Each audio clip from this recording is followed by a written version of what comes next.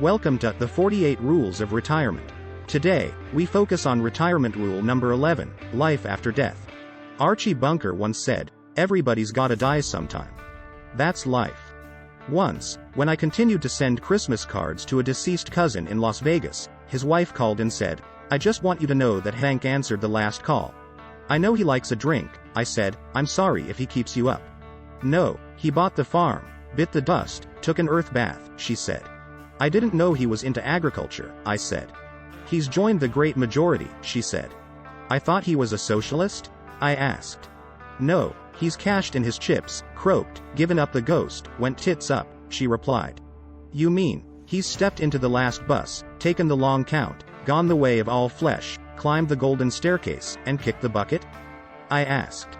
"Precisely, he's beamed up, bit the big one, crossed the great divide, coiled up his ropes, gone to a better world," she said.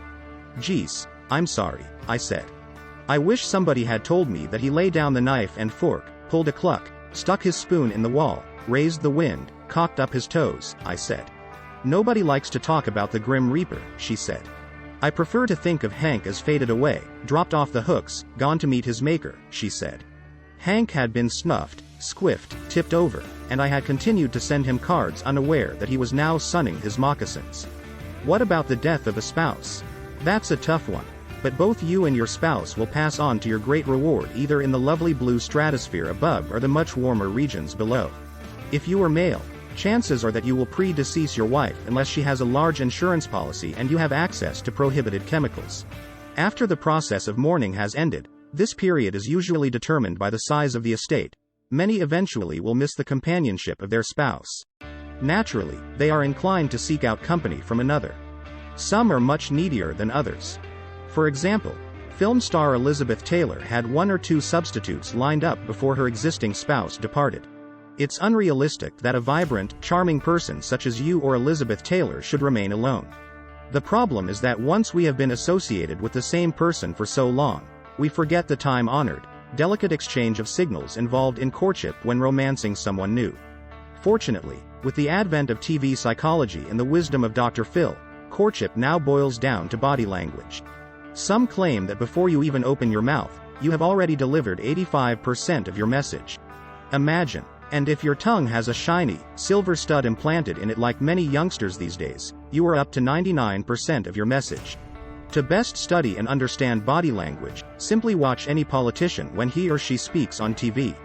Notice the narrow, beady eyes, the dull, glazed delivery, the uneasy shifting of the body, the lack of direct eye contact, the uncanny ability to swivel one's head 360 degrees like an owl. Nonverbals are composed of 5 major components: voice, eye contact, posture, gestures and distance. I will examine dress and hygiene issues later as well as sex.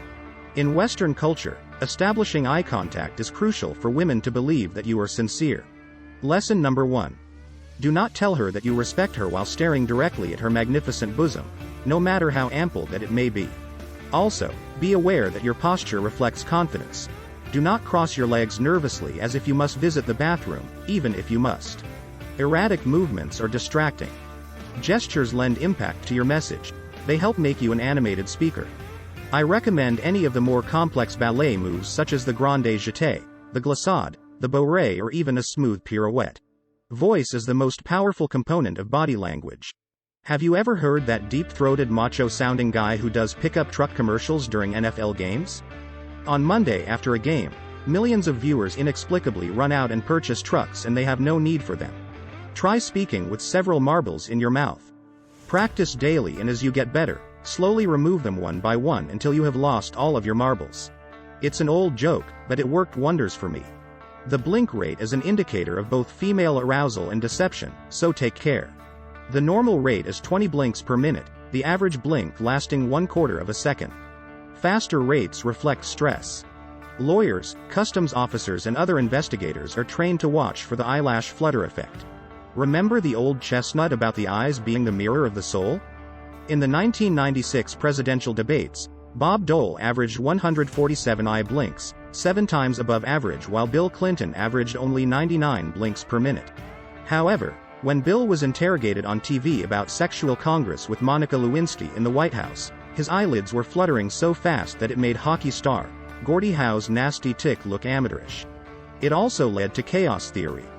Butterflies in South America fluttered their wings so hard in sympathetic cadence that it caused hurricanes to engulf the entire state of Florida. Lip compression is a sure sign that she wants to be kissed. If she deliberately compresses, opens and compresses her lips repeatedly, she either wants you to kiss her or perform CPR because she has just swallowed something that has lodged deep inside her throat. A personal tip. I have discovered that most women desire the male companion to make them laugh. In my case, showing up usually produces this result. Try to memorize a brilliant repertoire of witty moron and Polish jokes.